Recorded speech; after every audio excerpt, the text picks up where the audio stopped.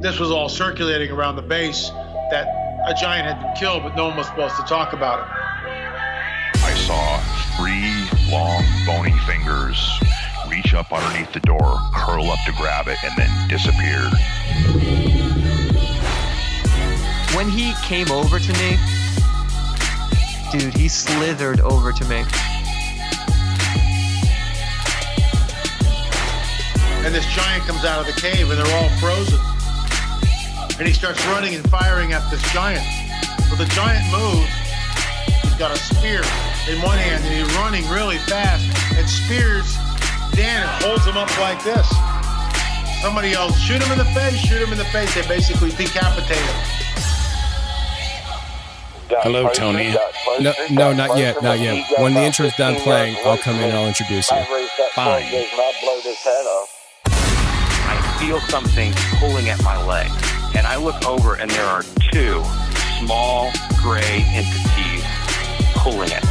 And they're literally, I'm getting pulled off the bed. I reached my hand into this bush, and I touched air.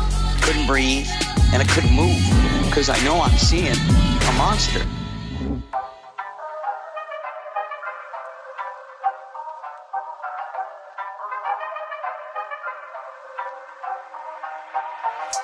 Okay, today we have a special guest, Terry Carnation, sir, of Dark Air. How are you? Hello, Tony. How are you? I'm doing well, and I'm really excited to talk to you because I get the chance to ask some pearls of wisdom when it comes to broadcasting, especially along the lines of paranormal. How long have you been doing it? I have been in the broadcasting game 32 years. Jeez. Young Tony. And are you attempting to steal some industry secrets from me? You want some pointers? I don't think so, because you frankly are the competition. Oh man, I was hoping I could get some pearls of wisdom from you and stuff, but if we're not going to break that can of worms, that's fine with me. Now, I just found out that you are coming back to the airwaves after a long absence. Yes. How has that transition been for you? I mean, has it been difficult going from the whole AM/FM radio game to the podcast game? Well, excellent question. Thank you for asking. Yes, I have been host of Dark Air, AM radio's top paranormal call-in show. We record in Los Angeles, but of course we telecast, as they say, all across the nation and all across the world. We have fans in pretty much every country, except Bulgaria. For some reason, the Bulgarians, not a fan of Terry Carnation. But we do what we can. As you know, Tony, I went through some dark years. I lost my wife, Zelan, under dubious, mysterious circumstances. And I went through a dark and clouded time, a chaotic time in my brain and in my bloodstream. What do you mean by your bloodstream? Well, I sought to go on a personal spiritual journey vis-a-vis the portals that were opened in my mind, having to do with ayahuasca. And this was in the jungles of Peru. And, well, I became, I would say I found myself, but in actuality, I was found by the Peruvian military 3 months later. I have very few memories of that time. It was incredibly painful. I didn't have shoes. It was also emotionally painful. Apparently, I was discovered in a cave eating bat meat Really? By the Peruvian military. Fortunately, they had sent out a search party. I wandered away from the ayahuasca ceremony. Of course, it begins with an intensive bout of vomiting. And then I saw angels, then I saw devils, and then I saw some combination of the two, and of the dangels, I don't know what you'd call them. And I became very scared, and I just started to run, and I ran as far as my barefoot feet could take me in the Andes Mountains. But eventually I was found, and here we are having a nice little chitty-chat. Wow. So that whole experience leads you to coming back to the whole paranormal talk radio and stuff. How'd you get involved in the paranormal talk? I mean, did you have a personal experience, or how'd that whole thing start for you with interest? Well, I did, Tony. It happened on a couple of different levels. If we're going way, way back, I'm not sure if you're familiar with the movie Ghost Dad with Bill Cosby. Actually, I am not. I'm not much of a movie buff. Well, Ghost Dad, 1989, is a classic by him who shall not be named. No, I'm not talking about Voldemort. I'm talking about Bill Cosby. The title says it all. He was a dad and he was a ghost. Enchanting. Well, Tony, was raised by a ghost mom. Really? Yes, I was raised by a spectral mother. She left me and my father when I was about 4 or 5 years old with a specialty carpet cleaning professional. And apparently she passed away out on the road with him. Nothing to do with vacuum cleaners or shampooers or anything like that. I'm not sure what the circumstances were, but all of a sudden I found myself one day making myself a peanut butter and jelly sandwich after school, and there she was. She appeared to me and stood at my side, and she said, "I know I've been gone, but I want to be in your life. I want to be your mother. I'm on the other side, but that doesn't mean that we can't be close and that we can't communicate and we can't hug." Hugging is challenging with the spectral. It's not very tangible, Tony, but the idea was just beautiful. And we laughed. Oh, we had such a good time together. We laughed, we chortled. And she took over making the sandwich from me right then and there. And I was like, oh, this is what it feels like to have a mother. Now, of course, she couldn't make the sandwich because she had ghost hands. She couldn't pick up the knife, but she was lovely. And, Dr. Schneiderman, the neighbors, everyone thought, oh, this kid is delusional. He's making up imaginary friends. My father was very concerned. I went to see Dr. Schneiderman for many years, but I know, and at the end of the day, I think you, Tony, and I think your listeners know that this was true. And I developed a very intimate rapport with my mother while she was behind the veil, so to speak. Wow. Well, I guess you don't have to worry about a lot of things that other people have to worry about. I mean, losing a mother, your mother's going to be with you for the rest of your life, right? She is still with me, right? What? No, I'm on it right now. I'm recording right now. Yeah. No. Yeah, grape jelly's fine. She's with me all the time. And frankly, it's a bit much. I understand. It seems like she interrupts sometimes. Indeed she does. So on your show then, I mean, since you have this past with, growing up with a mother like yours, do you ever come across stories on your show that kind of catch you off guard? Because, I mean, your life story and history is pretty unique. Yes, I've heard dozens of stories, hundreds of stories that have, quite frankly, sent me reeling. Occasionally, someone calls in claiming to be me from the future. And they sound just like me, Tony. It just sounds like old Terry with a little bit of static interference.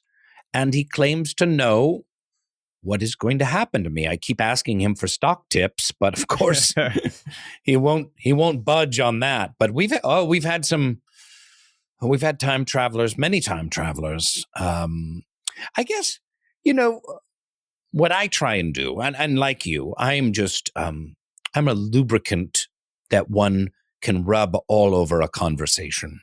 So we're having a conversation, you just spritz me all over that conversation and it just get it nice and just wet and lubed up and moving forward, back and forth and in and out.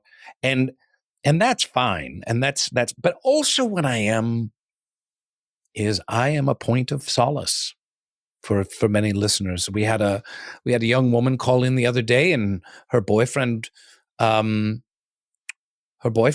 a werewolf, and she wasn't sure whether to marry him or not. She wasn't sure whether she could have children with him. I mean, we don't know in the lupine world How do those genes get passed down? I mean, there's some fundamentally kind of bizarre, challenging, and arresting questions that come with the paranormal. Indeed, indeed. What do you think about some of these topics then? I mean, if you're talking to somebody who wants to marry or isn't sure if they should marry a werewolf, you seem to have covered a lot of different topics. Now, on this week's episode for my show, I have a guy who came on and shared a story of a friend of his who had a grandfather who saw a Bigfoot stealing 2 of his sheep. And he actually shot at the Bigfoot and had an overwhelming sense of fear. And I wanted to ask you, as somebody who's experienced with talking to these people, have you ever picked up anything where you're like, I certainly wouldn't do that? How would you react to, seeing a Bigfoot stealing sheep? I mean, do you have any pearls of wisdom there for people to take with? Well, what he should have grabbed his camera instead of his gun, and he'd probably be a very wealthy man, right? He could have sold that sucker to the Weekly World News. Does that still exist? Maybe not. I'm not exactly sure. And hello, $10,000 in my bank account later. Thank you, camera. I would never shoot at a Bigfoot. I mean, what? How much does a couple of sheep cost? What is that? What is he at? Like $300? Like big whoop-de-whoop. Right. Also, what happens if he wings it? It turns on him. It's only been clipped. The gun jams. Now, that's a movie I would watch. That's a problem. That would be an excellent film. It's almost like Predator, only it's Bigfoot coming after an old farmer. I would just have a certain number of sheep that you leave to the Bigfoot as an ancient human would make a sacrifice to the gods. That makes sense. I mean, if you get more sheep than you need, then there's always sheep there for the Bigfoot then. But do the Bigfoot utilize the wool? That's the first place my brain went to. I mean, what need have they for wool? Or is it just only for meat, which is such a shame. But I think Sasquatch have been known to use every part of the animal, much like their Native American forebears. Maybe it's to blend into the surrounding during the wintertime when the snow's on the ground. Maybe that's something there. Perhaps a woolen hat. There you go. You never know. I mean, do Bigfoot actually lose hair as they get older? Maybe they have a need for the hat. Interesting. Now, I wanted to ask you about, have you ever heard of the Goatman? Have you ever heard of anybody calling in about a Goatman? Now, I've heard of the Goatman. I've read of the Goatman. We've not had any callers. What can you tell me? Well, I was hoping you could tell me because I'm not exactly sure what the Goatman is. I wasn't sure if it was a Baphomet or something that was more sinister along the demonic lines. But again, on this week's show, I have a person coming on to talk about such things where he and his friend saw this looking like a half goat, half man creature. And they had some glow sticks outside this warehouse. They were doing paranormal investigations, and it actually picked up their glow stick. And I just wasn't sure if you had any thoughts on Goatman, whether it was more along the lines of a demonic Baphomet or if it was some kind of cryptid like a Bigfoot. Or Chupacabra.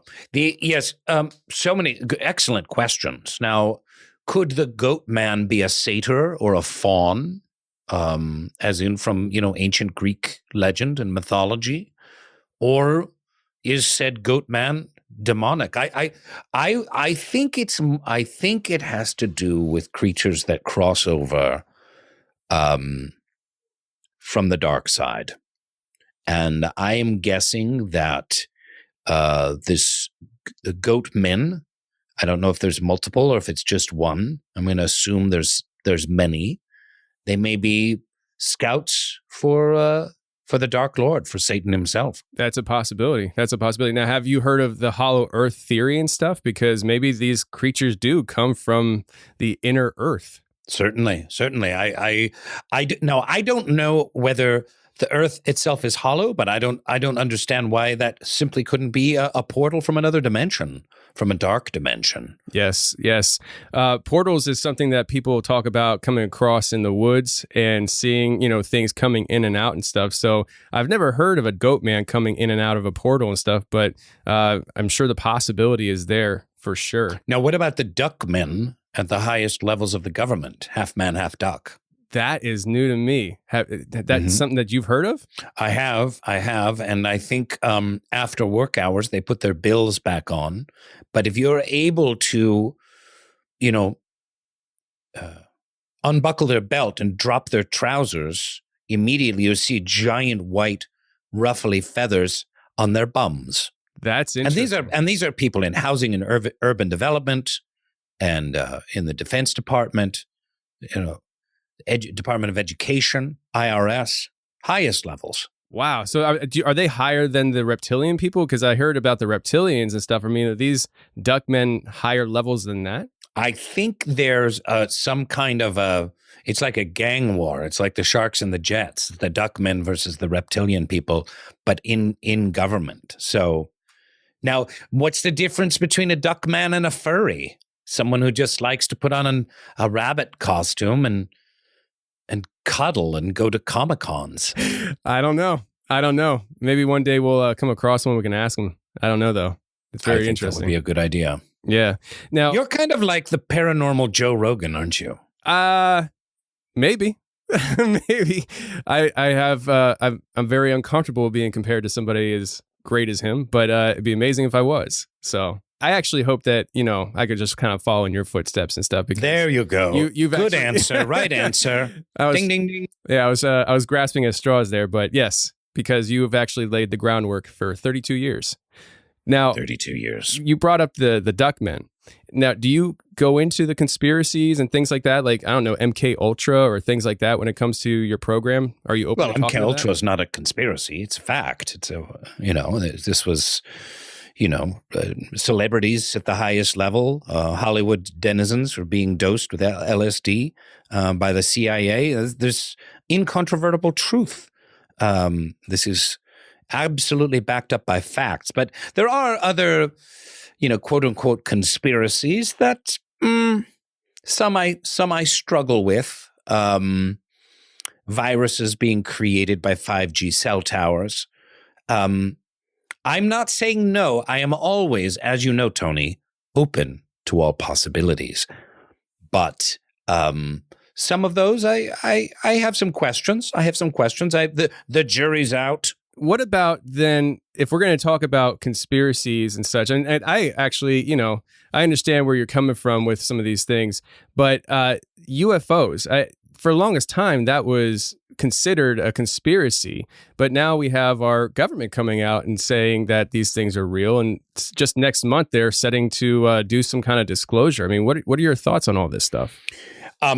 Well, I'm so glad you brought that up. But this is a new day for all of us in the paranormal, supernatural fields. A new day has dawned where finally the government has stopped denying the incontrovertible evidence of unidentified flying objects, that they are not human. They seem to be manned. They seem to be operating on some kind of higher level intelligence and technology. And it's just a fact. It always has been. So this has obviously greatly buoyed my spirits and others as well. My question is, if the aliens, what are they doing here? Like, are they just observing? Are they just waiting for World War III? Are they kind of learning about culture? Perhaps they're listening to this podcast right now. But what are they doing? And if so, wouldn't they have a technology to be able to observe humanity without showing that they're here? That's a great question. Couldn't they be hiding behind the moon with like an antenna and like peek out occasionally and see what's going on? Do they really need to be flying their pyramid or tic-tac shaped, vessels, over Cuba or over Mount Shasta? For Christ's sakes. I never really thought about that, and that's a great question. Maybe there's an actual physical reason why they need to be here. Maybe they are considering revealing themselves to the world and kind of have to be here to do that. I would imagine a hologram would be not the way to go, because then people would say it's conspiracy, it's not real. But so it's something more than simply observation, perhaps colonization. Maybe. maybe they planted us here a long time ago, and they are now getting ready to say, Daddy's home. They're seeing how we're doing. Yes. And how are we doing, Tony? Not very good, frankly. Not very good at all. That's very true. Well, listen, Mr. Terry Carnation, before I let you go, I wanted to ask you, because a lot of people have been emailing me, asking me where to find your program, which I don't understand why they haven't been able to find it. But if you could just Just open your computer and use Bing. Exactly. Or ask Jeeves. Exactly. It's all there. Mm-hmm. Mm-hmm. But it seems like a little bit of conspiracy to me that people can't find your program, as if somebody doesn't want it to be found. So if you could just it's ridiculous. Well, as you know, I'm a terrestrial radio, KSB, Los Angeles. That is a little bit difficult to find. But these kids these days, and I'm sure you're aware of this, what we used to call a radio show, they now just record and call a podcast. Why do they call it a podcast, Tony? Because it is available to download on your iPod. And hence the word podcast. So that's what we've been doing with Dark Air with Terry Carnation, is recording it. It's a radio show. It's also a bit of an audio book, and it is a podcast. So, for instance, I have an iPod, second generation. I can have 147 songs stored on this thing. That's 147. And it's the size of a cigarillo. So just go to wherever podcasts are downloaded and just download it right onto your iPod, and then you can listen to it at any time. Awesome. Well, I'm sure people are going to be absolutely thrilled now that they know exactly where to find your program. Indeed. Tony, I wish you the very best with your show. This has been a wonderful confession. I actually was going to I thought this was a Catholic podcast. I was going to be confessing some of my darker crimes. But hey, if you want to go ahead and do that, we can do that. That's fine with me. Or maybe another time. I killed my cousin Walter when I was 7. Oh, okay. Well, I don't know if that's the exact confession we're looking for. That there might be liabilities involved. We were here. playing with a sit-in, ride-in lawnmower, and I backed into him and shredded his leg, and he bled to death in front of my eyes. Were you? So it was an accident. It's okay. It's all right. It was an accident, but the screams that preceded this event were just us. It was just horseplay. I swear it was horseplay. It was not an argument. We were not fighting. And when I was shouting at him, "You deserve to die, Walter," we were playing a spy game. So,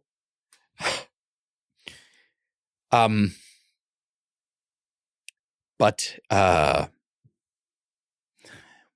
do you have anything do you have any retribution for me? Do you have any? I really think you might have had the program confused with a different type of program. I don't. Oh, it just feels so good to get that off my chest.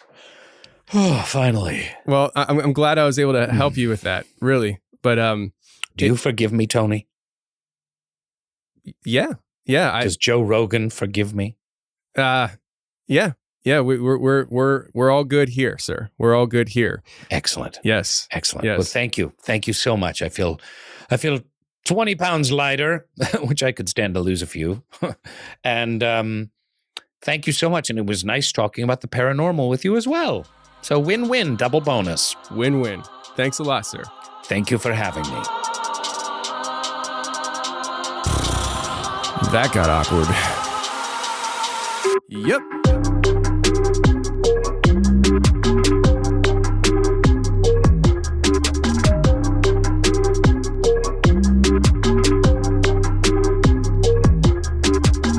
Welcome to the show, everybody. You're listening to The Confessionals. I am your host, Tony Merkel. Thank you for being here. If you've had an encounter or a story you'd like to share with me on the show, go ahead and shoot me an email. My email address is theconfessionals@theconfessionalspodcast.com. That's theconfessionals@theconfessionalspodcast.com. Or go to the website, theconfessionalspodcast.com, hit the contact section, and you can reach me that way as well. Either way works for me, just get a hold of me. And if you want more shows every week, on Thursdays, we release a bonus show to members only on the website. So if that interests you and you want more of the show, just go to theconfessionalspodcast.com, hit the join button, and become a member today. And also, if you want to prepare, go ahead and prepare with theconfessionals.com. That's prepare with theconfessionals.com. There you can get yourself emergency supply food that will last up to 25 years on the shelf. And right now, friends, we're talking about a lot of hyperinflation going on, and people are a little concerned about where that could lead. So make sure you and your family are prepared with the food that you guys need for a long stay at home, possibly. That's preparewiththeconfessionals.com. And go ahead and subscribe to our YouTube channel, The Confessionals YouTube channel. We are going to be posting a lot of cool stuff there in the future, a lot of video investigations. I'm planning on going out and stuff, hunting down the legends that I've heard about on this show for years. It's time for me to get out there and hunt down those legends, and I will be doing it right there on YouTube and sharing it with the world as I do it. So go ahead and subscribe to the YouTube channel today, The Confessionals. All you got to do is look it up, and it's right there, The Confessionals on YouTube.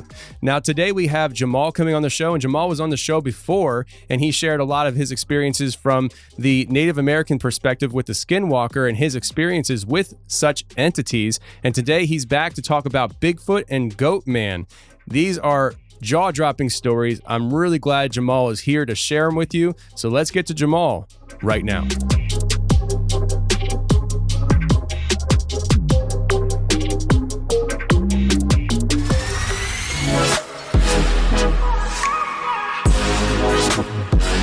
All right, today we got a returning guest to the show. We have Jamaal. Jamaal, how you doing, man? Good. How you doing, Joni? I'm doing good, man. So, long time no talk, right? No, actually, it's been about a month for us now. Just about a month, yeah. I don't know if it's going to be a month for everybody else. I have no idea when these two interviews are going to be aired and all that stuff. But, dude, man, the first interview that I did with you impressed me a lot, and I had to have you back on. And I think, if I remember correctly, you and I scheduled it right there after we were done recording, right? Yeah, right after the interview was done, which was surprising me, so. Yeah. Great. I mean, there was no, all right, reach out to Lindsay and she'll get a schedule. I'm like, let's get it done now. So, by the time everybody's hearing this interview, they had heard the first one. So hopefully everybody enjoyed the first one because they're going to get more of you today. But listen, we're going to talk about a lot of different topics today, or at least we're going to go through as many topics as we can today, just to give the audience a brief outlook as to what we're still going to be talking about with you. I have a list here of aliens, Bigfoot, little people, goatmen, ghost boy, and levitating witch. And I'm sure you might sprinkle some other stuff in there too. So, Jamaal, man, I'm really excited about talking to you. Let's start off with the Bigfoot stuff, man. Talk to me. What do you got? Okay, so I just want to say thank you for having me on the show a second time. It's an honor. Well, I'll get right into it. All right, so we'll start off with the Bigfoot stories that I have. I've always been a believer in Bigfoot. That's just kind of the person I am. I'm pretty open-minded. But what really got me started on Bigfoot is a story that my friend, and this is the same friend from the first interview we did. We tend to, we're into the same thing. So every story he has, he tells me, and every story I have, I tell him. But this is a story of his grandfather, who a lot of Native Americans, they take care of sheep, and usually like during the summer times they're in the mountains, and then when it's cold they come down from the mountains, so they usually have like two homes, so they're always going back and forth between them. But this story takes place in the summertime, it takes place in the summertime, and my friend's grandfather just got done taking his sheep up to the mountain, and he's heard things before, but he doesn't really pay too much mind to it. But I guess this one time, when he was up there during the summertime, he was asleep. And this is probably around maybe 9 or 10 p.m. So it's pretty dark. And usually the elderlies around here, they like to go to sleep early, get up early. It's just kind of how it is. But he was asleep, and it's just him. He has a gun, and he has a few sheep that he tends to. So he's asleep. He hears like his sheep, like there's some kind of commotion going on. So he hears his sheep like yelling. So he doesn't know what's going on. So he gets up, he puts his shoes on, gets his jacket. He walks outside with his gun to see what's going on. And right now he's kind of just like on his porch, and it's a clear night, the moon's shining. So it's pretty lit, and his sheep corral is not that far from his house. And he hears them yelling, and he's kind of confused. And when he puts his glasses on, and he kind of like is taking a closer look out there to see what's going on, because maybe he's sneaking, maybe like a bear or something, a bobcat or something, some kind of wild animal might be there with his sheep or something. So he gets a little closer, and he maybe gets a couple of feet from his house, and he sees something stand up, and it's huge. The way my friend described it, the way his grandfather described it, it was tall, and had very like broad shoulders, and it was probably around maybe 8.5, 9 feet tall. It was pretty big. So he's just standing there staring at this thing, and this Bigfoot or Sasquatch grabs two of his grandfather's sheep and kind of just like chucks them over both his shoulders, and he's just walking away. And what my friend's grandfather did in that moment was he was just frozen. He didn't know like what to do. He couldn't believe what he was seeing. And so the only thing he could think of was to shoot in the direction of the Sasquatch to try to get it to drop his sheep. So he aims the rifle down. I don't think he intentionally wanted to shoot it, but he did shoot in its general direction. And when it fired, he said this thing just, it stopped like where it was, it stopped in its path, and it turned around, and it looked at him. And it just stared at him. And that's all he said, is it just stared at him like it was like angry. And he kind of got this weird like feeling like the thing was like, he felt like the thing was telling him, not like telepathically, but it's just a feeling he got, like it's like you don't want to do that. Yeah. Like, so he just lowered his gun, and he kind of just like started backing away into his house. And then this Sasquatch just slowly turns back into the direction he was heading, and then he just starts walking away with both the sheep on his shoulders, and he's just like casually just walking away from the corral. And like his friend's grandfather goes back into his house, and he's just like awake for the rest of the night until morning comes, and he didn't really know what to do. So I guess he kind of just started like getting his sheep together, got on his horse, and made his way back down to the back to his house out of the mountains. And I think he spent the rest of the summer away from the mountains because he didn't want to deal with any of that. So he was kind of scared, I guess, in a way. And I think this happened like in the early 2000s, somewhere around there. So when I heard that story, I was kind of just like, whoa, that's pretty cool. And then also there was this same friend. It's his aunt, his uncle, and his cousins in the mountains This is all on the reservation, by the way. I should have mentioned that earlier, but it's on the reservation. It's on a mountain called Cheshka Mountain. It's a pretty long stretch of mountain. It's not huge, but it's there. It kind of divides. It's kind of weird. It's kind of funny. It divides New Mexico from Arizona, kind of. But I guess his aunt, uncle have a cabin in the woods that they like to spend time in whenever they can, usually during the summertime. And one time he did go up there. It was the first and only time he kind of went up there. But his aunt invited him out there to spend time with his cousins in the mountains, and he was up for it. So he goes into the mountains, and they arrive at the cabin. Everything's pretty normal and nothing out of the ordinary. And when like it starts getting dark, probably around 8:30, they start telling them to get inside, and that they're going to go ahead and start locking up the cabin. And he was kind of confused. He didn't know what's going on. He thought it was kind of strange because I think he wanted to kind of hang out at night and just hang out with his cousins. But his aunt and uncle told them to all come inside, so they did. And I guess his cousins were, it's like a routine. Like whenever they go up there, it's something they always do, so they don't really like question it. So they're kind of used to it. But he's kind of just like, my friend's just kind of like, I don't know what's going on.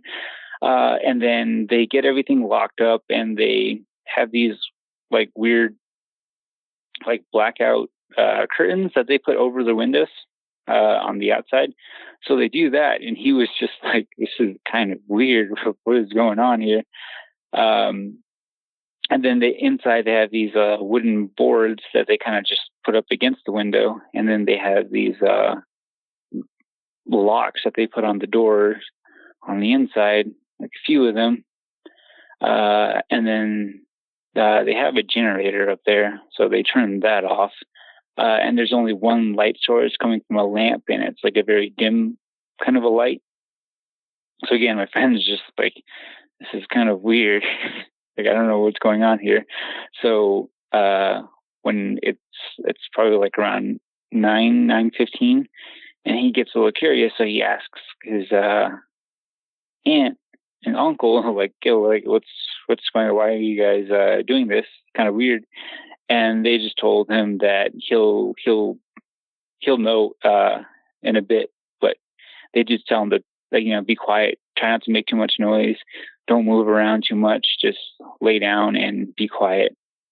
And so he was kind of confused, but he's their guest, so he kind of just like, okay, I'll do that. And then around like 9:30, he's laying down, he's on the floor, he's sleeping on the floor. Him and his cousins are sleeping in the room or in the living room, and his aunt and uncle are sleeping in their room. And it's dark, windows are kind of blocked out, doors are heavily locked, and he just hears like some really loud thumping outside. And he looks toward his cousins, and they're just like, have their, like, one of them has like their finger over his mouth, just like, shh, be quiet, don't make too much noise. Jeez. And he's so he's confused, but he's starting to get a little scared at this point. He's like, what's going on? I don't know. So his cousins are just like, you just gotta be quiet. And then he hears the thumping getting louder and louder, like it's coming toward his cousin's cabin. And then he hears like something like right outside the door, and it's kind of just like feeling like around the door, like it's, I don't know if it's like just curious or it's trying to get in, but it's there for maybe a couple of seconds, and then he says he starts hearing the thumping like walk around the house, go toward the windows, and then he hears something like a noise, like something breaking, And I guess this thing pulled that blackout curtain thing off the outside of the cabin. And that kind of just went on for about 30, 45 minutes. And my friend's just scared, and his cousins are just like, you just gotta be quiet, man. Just don't make any noise. Like, and then 30, 40 minutes pass, and this thing, he just hears it like walking away slowly. And he like, and like before it walked away, he heard like this thing was like kind of like frustrated or something. Like I think it was like curious. It wanted to see what was happening in this cabin. And I guess it's not the first time it's happened. Hence why they had kind of had everything like boarded up, everybody indoors before it got too dark and everything locked up. But he kind of heard like some like huffing or something. And around like 10:30, 11, he's still awake. He's scared. He doesn't know what is happening. And he's looking at his cousin. And then they kind of start talking a little normal. They're no longer whispering. And they were just like, yeah, like, it's like, sorry, this happens a lot when we're up here. You just gotta be quiet and let it do its thing, and then we're good. And he was just like, what is that? And his cousin's just like, oh, it's a Sasquatch, it's a Bigfoot. And there was like, and so they were just like kind of just going back and forth talking about it all night. And they eventually he falls asleep, because his cousin falls asleep first, and he's kind of just like bored there. And he's like kind of thinking like, well, if they can fall asleep with this thing outside, then I'm pretty sure I'm fine. So he falls asleep. Come morning, he asks his uncle and auntie about them, and they kind of just said the same thing his cousin said. He's like, yeah, it's a Bigfoot. It happens more often than we'd like, but we were prepared for it. And I see he was kind of scared, so he just wanted to go home. So they were like, all right, well, we'll take you home. And that was his weekend trip with his cousins. And when he told me that story, I was just like, whoa, that is cool. Like, do you mind if your aunt and uncle invite me out there? I kind of want to experience this for myself. I want to see this. But yeah, I guess he kind of like backed away from his aunt and uncle, that side of his family. He kind of stayed away from them. He didn't want to go back up to the mountains anymore with them. So yeah, that was pretty pretty cool experience that he had. And this was kind of like added to my belief. Like, I believe even more now that Bigfoot is real. And this one's kind of like my own personal story. Like, so when it happened, I didn't really think too much of it. I kind of forgot about it for a little bit, but like, I think like a year or two ago, I kind of like gave it some thought, because I was just listening to your podcast, and I was also listening to Sasquatch Chronicles.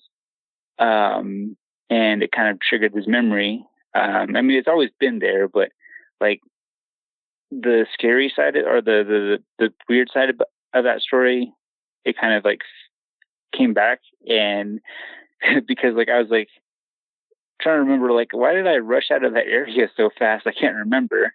And then when I started hearing your podcast, Sasquatch Chronicles, it kind of like triggered it. It's like, oh, that's why I got out of that area so fast.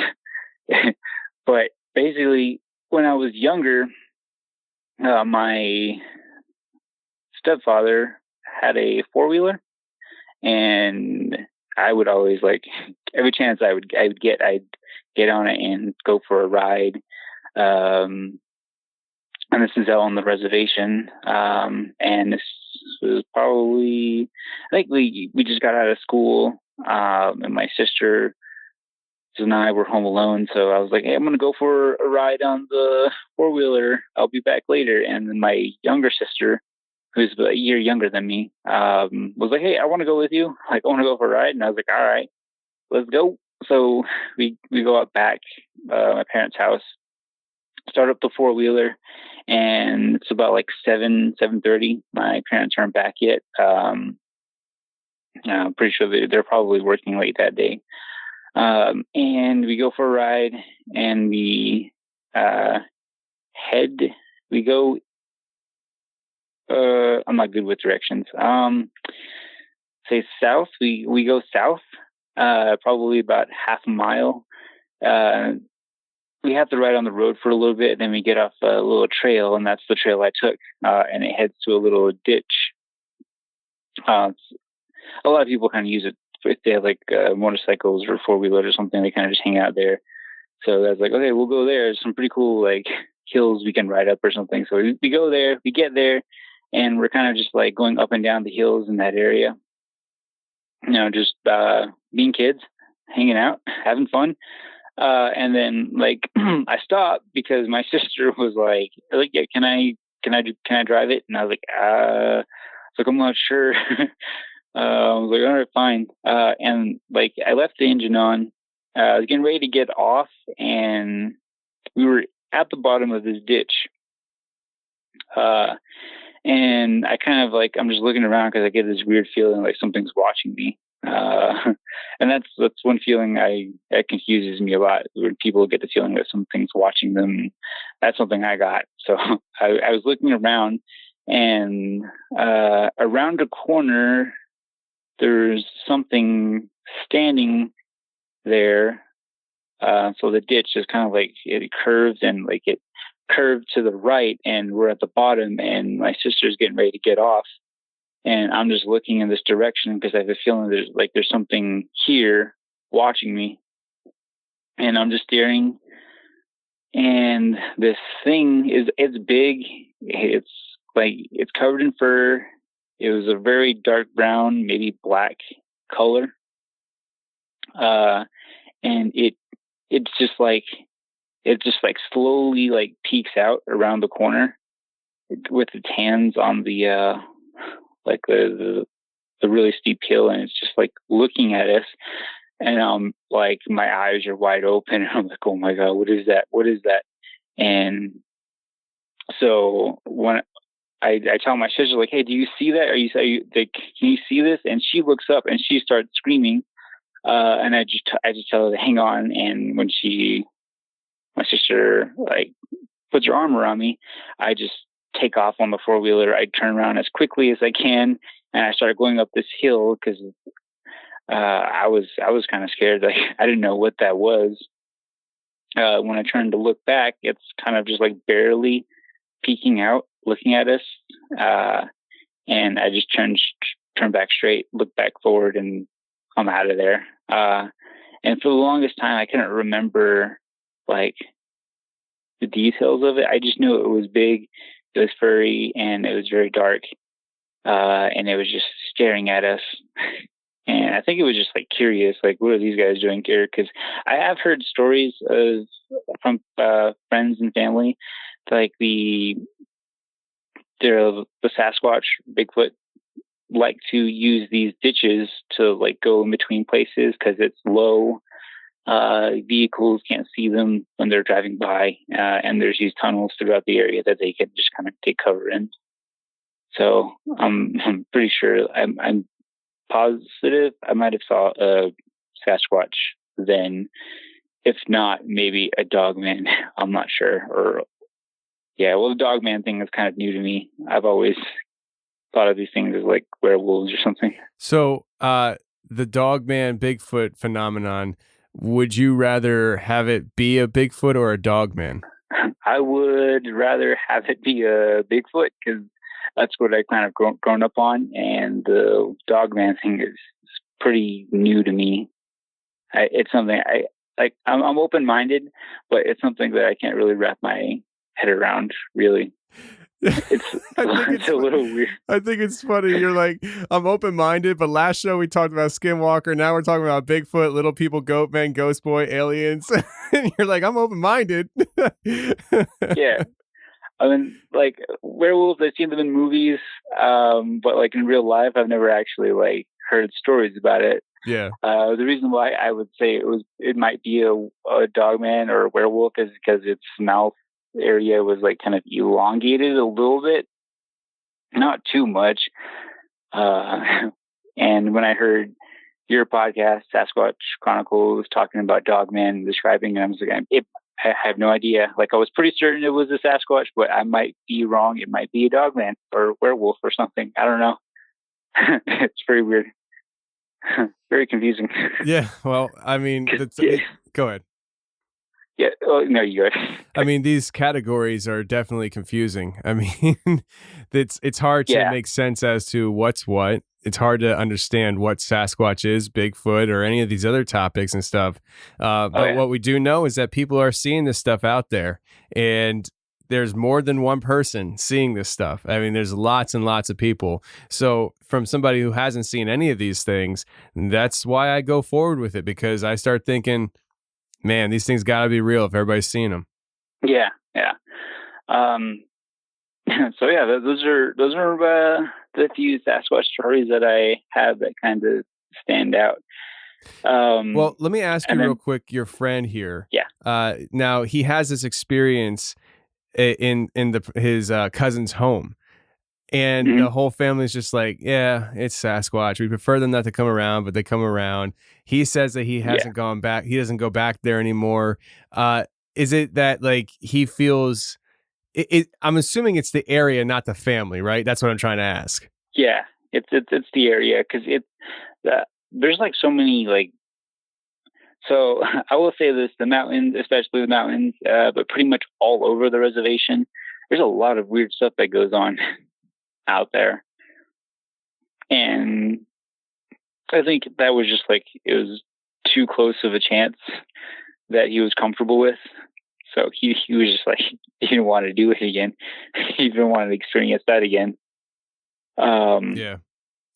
Yeah, because like I think he's interested in this stuff, but he might be a little like kind of scared to find it, because and then in the previous interview I was telling about the weird humanoid thing toward the end, where we were on top of a daycare, and I wanted to go down because I wanted to get a closer look at this thing. And my friend, he didn't want to go down. He didn't want to mess with that. So yeah, I don't know. Ooh, but yeah. And then it's probably like 2013, 14. But I guess there's like a huge hype about Sasquatch footprints that were found up in those mountains, or like down below the mountains. Not too far from where my sister's ex lives. I guess his father is like a ranger, and he was in charge of that case to figure out what this thing was. But apparently someone found Sasquatch footprints. It was in the newspaper and everything.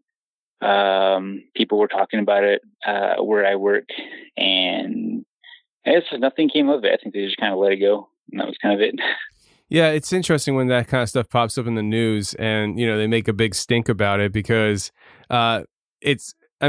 footprints they're interesting, and it's tangible evidence that something either really big was there, or somebody was trying to make you think something was really big there. But it's that tangible evidence that the skeptics especially are looking for. They're just like, if it's out there, I gotta believe it by the evidence, the whatever it leaves behind, or seeing it myself. But there's so much stuff going on with Bigfoot and these sightings that, I mean, if they really wanted to focus in on the topic, they'd have a treasure trove of things to write about, because footprints is the least of it, Yeah, agreed. Oh yeah. Oh, but yeah, those are the few Sasquatch stories that I have. I mean, like, any chance I get to talk to anybody about this, hear their stories or stories they've heard, I will, listen and tell them my stories, exchange stories. For me, I like building up a collection of whatever, like, paranormal, supernatural, weird stories that people have, and just kind of take that and add it to my little story inventory so I can tell it to other people later. Well, all right. So those are your Sasquatch stories. Where do you want to go from here? I mean, we got plenty of topics to talk about.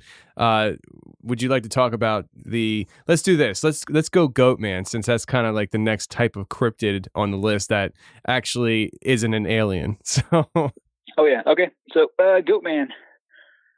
So this one's kind of new to me. And when I say new, it was probably like, I've known about it for like maybe 5-6 years. And so I've never heard of anything about like Goatman or anything. So it's like I seen a movie called Black Sheep where it's like these weird like sheep that turn into like monsters or something. And I was like, oh, that's pretty interesting. That's pretty cool. But I never thought it was like an actual thing, like a half man, half goat kind of a creature, I guess you can say. But what kind of turned me onto the topic was what happened a couple years ago. It was the same friend that is Sasquatch and the Skinwalker, the same guy, same friend. It's me, it's him, and there's this girl that he likes. He has like a huge crush on her, and and then my idea was like, hey, why don't you invite her out to one of our hunts and see what kind of scary stuff we can find. And he's like, okay, let's do that. So that's just what I've always been, that kind of a person. Like, let's go look for something weird. So he invites her, and we decide to go in her vehicle since she has a truck. And at this time, my friend didn't have a vehicle, and I had a vehicle, but I don't like taking it off road. But she lives probably about an hour away. My friend's already at my parents' place. He was staying the weekend there, and she decides to drive all the way out to pick us up. And then we go to this area, which is this middle school that I used to go to. It's called Tohalina Community School. It's on the reservation. It's just below the Cheshire Mountain. And this is kind of where a lot of like stuff kind of happens. There's a lot of stuff that happens here, like a whole lot. But anyways, so it's a fairly new building. I think it's our facility. I think they have like preschool all the way to 8th grade, and then that's the only like classes they have. But I think the new facilities have been there for maybe 50 years or so, 40, 50 years. Before that, there's a old school that's right next to it, but those are like, they look kind of just like housings, and they're buildings, and those have been there for a long time, and those were like boarding schools, and for like Native Americans, not a happy place, which is why I think there's a lot of like negative energy there, because there's just so much stuff that went on there. But that might be a story for another time. But these buildings that we were in, where the old school is abandoned. So it's just this big area just full of like buildings that are just falling apart. And we decided to go there because we wanted to see something. We didn't know what we were looking for. We just went in there with an open mind, like, oh, well, let's see what we find. Maybe we'll find something. Maybe we'll see a skinwalker. Maybe we'll see an alien. Maybe we'll see a Bigfoot. We'll see. So we get there, we pull up, and we're kind of just hanging out in my friend's crush's truck. I'll just call her my friend too. But we sat in her truck. We're there for like 20 minutes, and we were kind of just like exchanging scary stories, just trying to get us like in the mood, hyped up to go look for the stuff. She didn't have any scary stories to tell, because I think she kind of tends to stay away from this stuff. But we tell her all of our experiences of stuff that kind of went on around there. And so we're like, yeah, well, let's get out. Let's go look in some of these houses. I mean, we're not supposed to be in these houses, but we do it anyways. I think a lot of people do it because if you go inside these abandoned buildings, they're tagged up with a lot of graffiti. Absolutely. Yeah. But there's these abandoned buildings. There's like 5.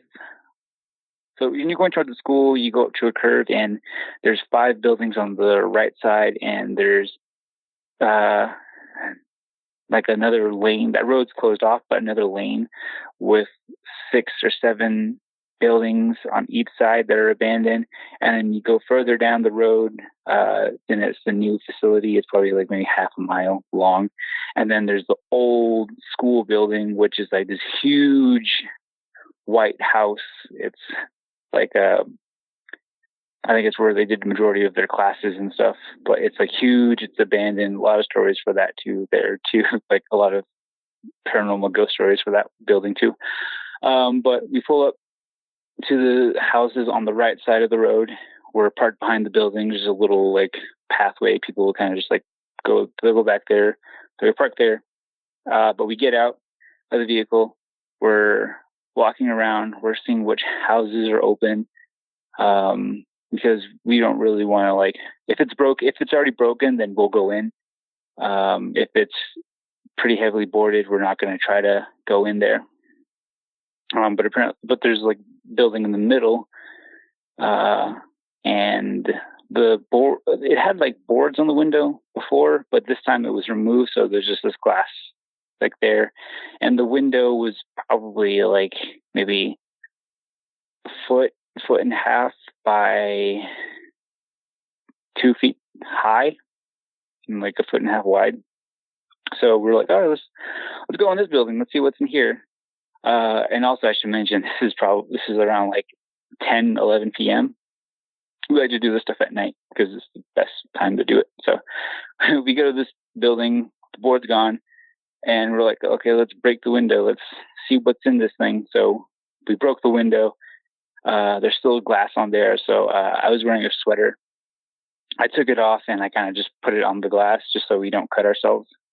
And then we jump in, or I go in first, and then my friend comes in, and then his crush comes in.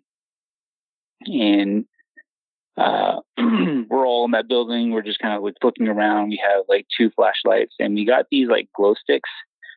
Like we got them from a place here called the Bunker. It's like they sell like a bunch of like surplus supplies or something, and they had these really huge glow sticks that are like really bright. So we got a couple of those. We cracked one, threw it on the ground, and it lit up the whole room. And there's like several rooms, and we're kind of just like looking around in them, seeing what we can find, just exploring.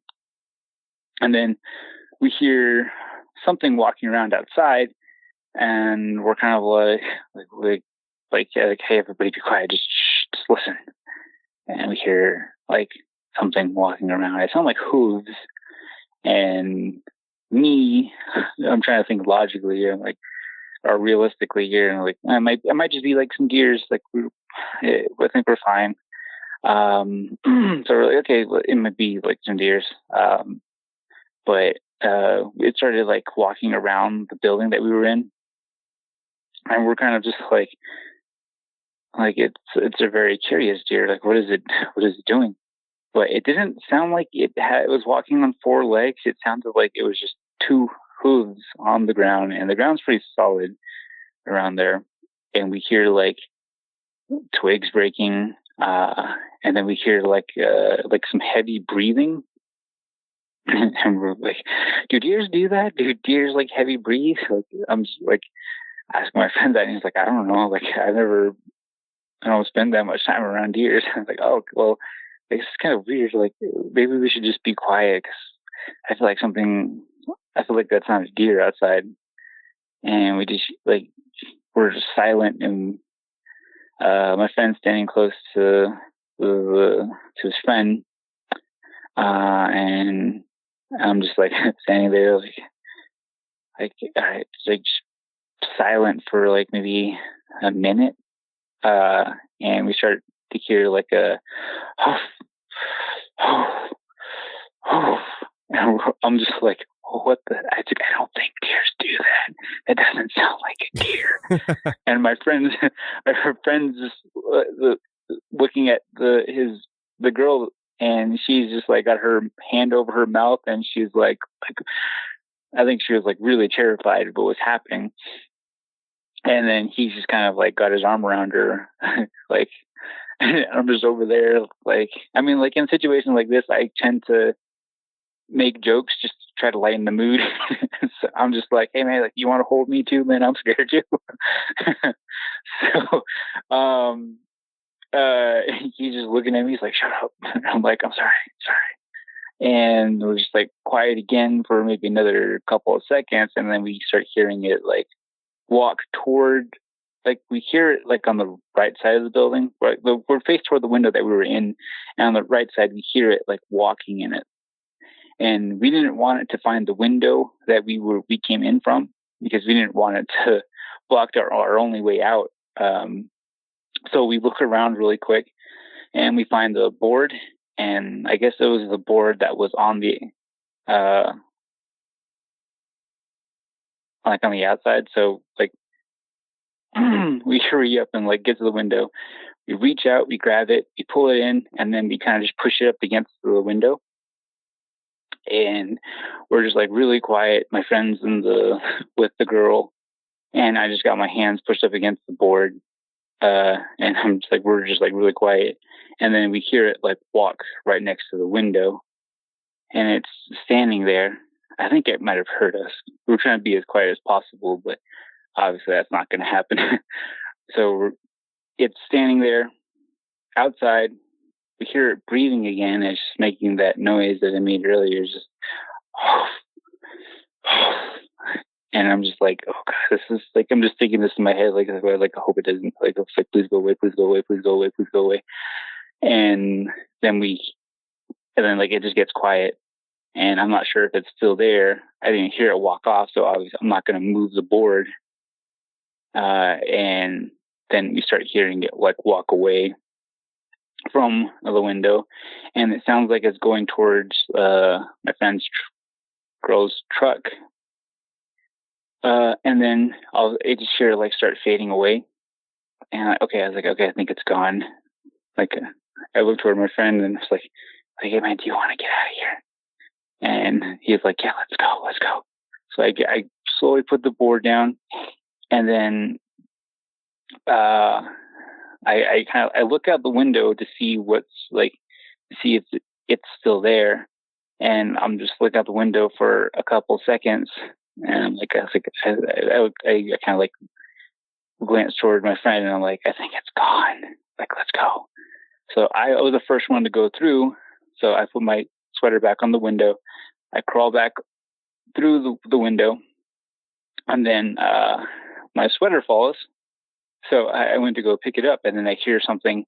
So like right behind me, I'm facing the window, picking up my sweater, and I hear it behind me. I hear like a little twig break, and then I just hear that same thing, just like, oh. And I'm like, oh my God. I look back and I don't see anything. And I'm in shock. I'm scared. I don't know what to do or what's going on or what's going to happen. And so I look toward my friend slowly, because it's pretty dark. I mean, there's a bunch of trees everywhere, and it's cloudy, so I couldn't really see. So I just looked toward my friend, and I was like, hey, throw me a glow stick. And he was like, okay. I was like, break it, and then give it to me. So he does it. He breaks it, and he shakes the glow stick to like lighten it up. He hands it to me slowly, and then like as soon as he gives it to me, I grab it. I turn around and I just chuck this thing toward where I heard the sounds coming from. And it was between a tree and where my friend's crush's truck is parked. I chuck it toward there with no, like, I wasn't aiming or anything. I was just like, okay, I'm going to throw it here. So I threw it. And this thing it was like maybe 5.5 feet tall. And it was very like brown, longish, curly hair. And it just jumps out from behind a tree and grabs the glow stick and then jumps in the back of my friend's girlfriend's truck, Crush's truck. And as soon as I saw that, because like when I was looking at it through it, I saw it grabbed it and the glow stick was just gone. And I screamed. I was like, oh fuck! And I turned around really quick. I mean, I didn't care to put the sweater back on the glass. I just wanted to get away from this thing. So I turned around and I just jumped through that little window. And like I got cuts on my arms, my pants got torn up from the glass. But in the moment, I didn't feel it because I was just like, it was all that adrenaline was kicking in. And as soon as I jumped through the window, I grabbed that board that we got and I turned around and I hurried up and pushed it against the window again. I was just like breathing really hard, but I was like trying to keep it like quiet as possible. But I was breathing like really hard. My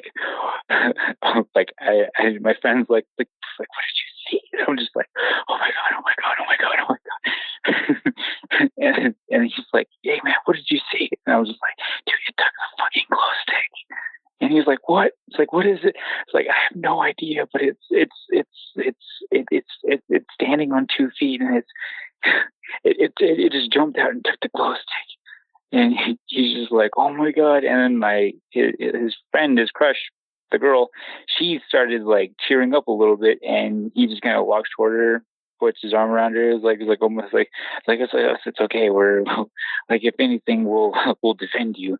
And I'm just like with the board against the window. I'm like shaking and still trying to catch my breath. And then like I started feeling like wet, like on my arm. And I was like, oh crap, I'm bleeding. And we're there for maybe, I want to say 10, 15 minutes. And like maybe like a quarter of the way through that, I asked my friend, I was like, hey man, can you hold the board up against the window? And he's like, yeah. So he kind of like, we trade places and I'm just like over there and I'm like crap, I'm bleeding. I didn't know what to do. So like, I asked my friend, I was like, man, can you give me your shirt? And he was like, what? Like, yeah, I was like, I know you wear 2 shirts. Give me one of your shirts. And he was like, why? He's like, dude, I'm fucking bleeding here. And he's like, okay, fine. So I give me one of the shirt and I kind of just wrap it around my arm a little bit. And once the 10, 15 minutes pass by, we don't hear anything. So we're like, maybe it's gone. Maybe he got bored of waiting for us. So he lowered the thing and he was like, all right, let's go. And I was like, okay, well, you go first. I'm not going to go first. So he goes and the girl gives him her keys. He unlocks it. And then he's just like looking around, keeping a lookout, making sure this thing doesn't come back. And then I help her through, and then I come through, and then we just like slowly make our way toward her truck because we don't want to make that much noise. I got in the back seat, she got in the driver, he got in the passenger, and we got in. She turned it on, and we just left. And we kind of just like my friend's like, can you like, what did you see? Can you describe to me what you saw? And I was like, it looked like it was covered in fur. It was like a brownish color fur, and it had hooves. Like I could hear hooves on the ground. It didn't have feet, but it had like a person's hands, but it was covered in fur, and it grabbed the glow stick. And he's like, did you get a good look at the face? I'm like, no, yeah, like I was just looking at the glow stick. And as soon as I saw the thing grab the glow stick and it kind of like ducked behind the truck, that's that's all I saw. I didn't really care to find out what it was. I just turned around as quickly as I could and got back in that building. He's like, what do you think it was? And I'm just like standing there like, maybe a goat man or something, a sheep man or something. It might be that. He's like, I've never heard of that before. And I was like, I've never heard of that before either. I was like, I don't know what to think. It's just, and so she drops us off. She heads home. And me and my friend are just kind of going back and forth on this whole situation that just happened. And then I take a look at my cuts, and they weren't that deep, but it was a lot of blood. So I had to throw my friend's shirt in trash. And then I guess a couple days later, it was back to a work week. I went to work, and I was talking to a couple of friends of mine about what happened over the weekend. And one of my friends from work was like, oh yeah, that sounds like a goat man. Like, it sounds like he saw a goat man or something. And I was like, a goat? Like, we didn't think that was an actual thing. Like, can you tell me more? It's like, oh yeah, people see them all over the reservation. Yeah, because there's this like road between between Newcomb and Shiprock, which is like on the reservation. There's like a place called Table Mesa, which is basically just this mesa. It's like flat all around it, and it's just this mesa, like right in the middle of it. And he's like, oh yeah, like a couple of me and my friends see like a goat, like this weird goat man thing on top of the mesa, and he just likes to watch people drive by. And I was like, yeah, he's harmless. He doesn't like I think he's never heard stories of like this thing being like violent. Like, it's just a very curious creature. That's all it is. And I was like, I just looked at him, my friend, and I was like, well, the goat man stole my glow stick. I want my glow stick back. So, and that was a pretty like intense experience at the time. And I guess my stepdad, he saw a similar thing. And this was coming down the hill into the town that I live in now, coming off the reservation. He was probably a couple of weeks later from when this whole thing happened. He dropped me off at work, and then he drives to work. It's easier that way, save time, save money on gas and stuff. So we usually ride to work together. But he drops me off, and he's coming down that hill, and he's looking on the side of the road. He's the only one there. And this is like 5:30 in the morning. About 5:30. And he sees this like thing on the side of the road. He's got his like lights on it, but it looked like it was like a really like huge like sheep or something with really long fur, and it was just like walking on the side of the road. And he's like it just looked like it was tired, and it was kind of like slowly wobbling. And when he got closer to it, he was kind of like staring at it, and he turns his high beam on. And as soon as he turns his high beam on, he said this thing kind of just like slowly looked toward him.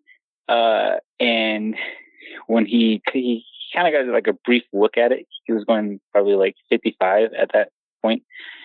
And he got a really brief look at it, but from what he can describe, what he saw was it looked like it had long fur. It looked like the fur was white at one point, but it looked like maybe it was just dirty. Like his fur was dirty or something. And its face was kind of elongated a little bit. He said he didn't see hands. He said maybe it had like his hands kind of like tucked into its chest or something. But he said he didn't see feet. He saw hooves, and like it was hunched over and just covered in hair. And he saw like just like this, like the smallest little like horns on top of its head, kind of just like coming out of the fur. And it was just kind of like looking at my stepdad as he was driving by. He didn't see eyes because he said it looked like its fur was like covering its eyes a little bit, but he did see a mouth, and it was kind of like elongated. And when he passed it, he kind of looked in the rearview mirror, and he said it just like, I mean, as dark as it was, you could still see like it in the rearview mirror, and he's slowing down a little bit to get a better look at it, and it just like starts like turning to the right and starts making its way off the road.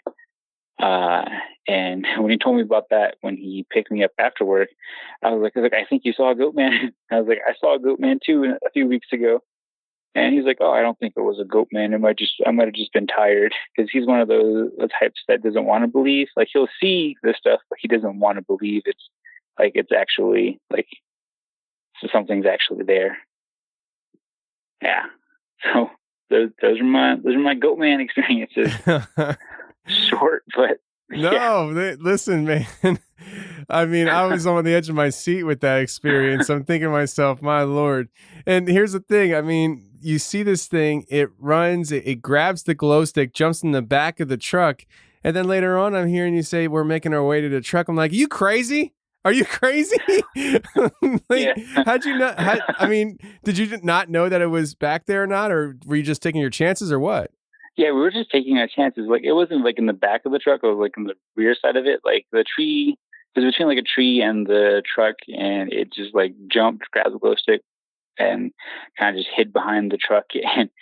And like, it was like 10, 15 minutes went by, and I like, nothing's happening. So we're like, maybe we should just go. Maybe now's our chance. Let's just get out of here, because we didn't want to get stuck in that building all night.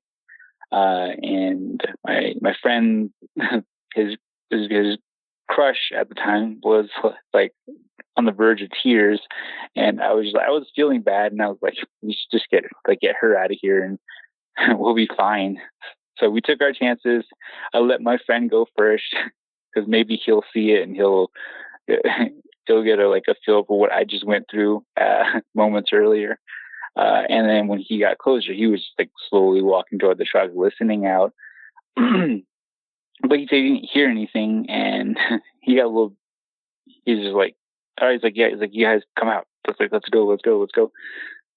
And once we got out, we took off, and that was kind of like it was relief.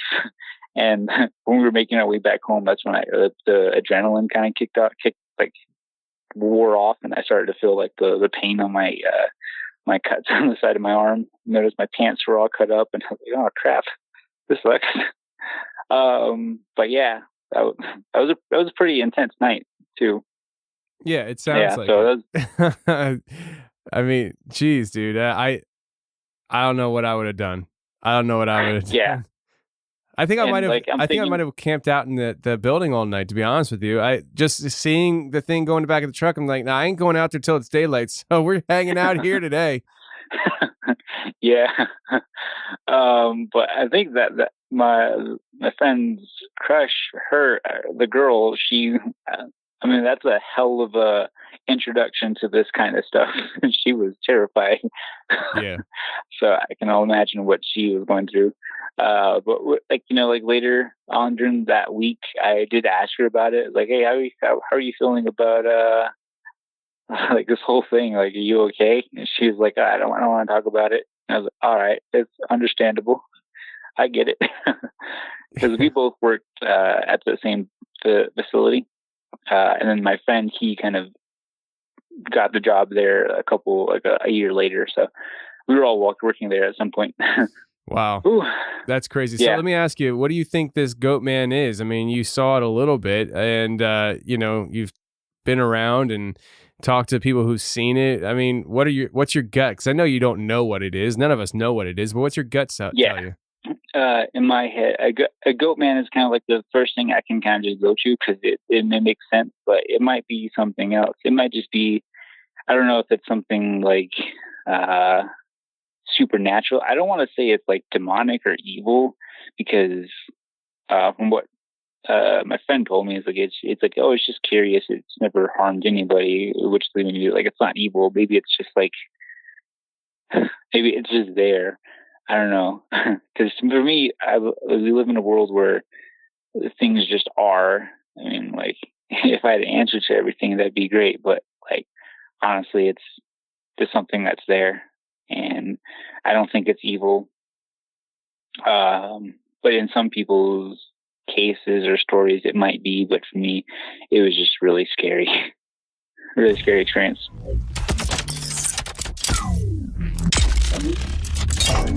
Well, that's the show, everybody. I really hope you enjoyed it. If you did enjoy it, please share the show with your friends. I don't care where or how you share the show. Just share the show if you enjoyed it. That would help me out a great deal in getting this show in front of more people. And go ahead and click the link in the description for our Discord if you want to join 24/7 chat, all things The Confessionals. And if you're looking for more content, I do have another podcast called Hammer Lane Legends that I do with my dad on a weekly basis. So all you got to do is look for it in any app. It's there. It'll pop up for you. You can listen to it. It's me and my dad talking to people about their crazy experiences in the transportation industry. It's a lot of fun, a lot of laughing. I know you'll enjoy it. And until next week, friends, stay safe, take care, and remember, the truth will set you free, but first it'll piss you off. Bye.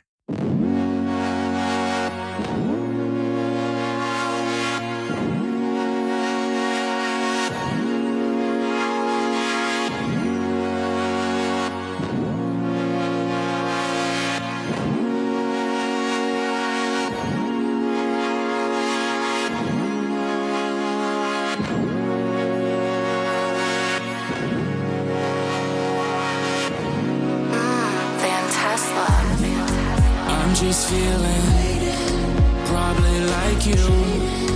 I'm just drifting, probably right beside you.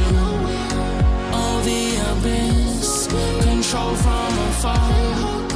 What did we miss? Now we're left with the scars. We love the lows but hate the highs. Is the other side of the sun. With all this glow, it's hard to hide. It's bright. We love the lows but hate the highs. Is the other side of the sun. Though it's dark, it's hard to find. It's bright. Everybody wanna preach a happy median. I see they dopamine fix come from media. Now your spirit getting booked on Expedia. Soul searching like Long Island Medium. I should've been taught. Sleepwalk through life, but being woke is an insult.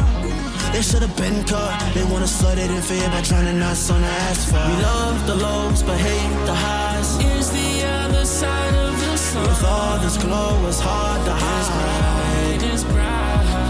We love the lows, but hate the highs. Is the other side of the sun. With all this dark, it's hard to find. It's bright. Masking from elites, got us attaching what is free. Now we're rationing our needs for our soul. Yeah, we're not fasting from belief. The spell of Sharpies right the streets, looting liabilities like it's gold. Atomic number 79, Gucci, Prada, Jordan High. Sniff that line, it's on the house till you're sold. The ones that keep us locked for the felony time, or the ones that fund the dollars for the BLM sign. Y'all ain't really doing what y'all supposed to. Y'all just follow suit like the rest do. Oh, yeah. We love the lows but hate the highs. Is the other side of the sun. With all this glow, it's hard to hide. It's bright. We love the lows but hate the highs. Is the other side of the sun. With all this dark, it's hard to find. It's bright. Is the other side of the sun. It's bright, it's bright. We love the lows but hate the highs. Is the other side of the sun. Though it's dark, it's hard to find. It's bright, it's bright.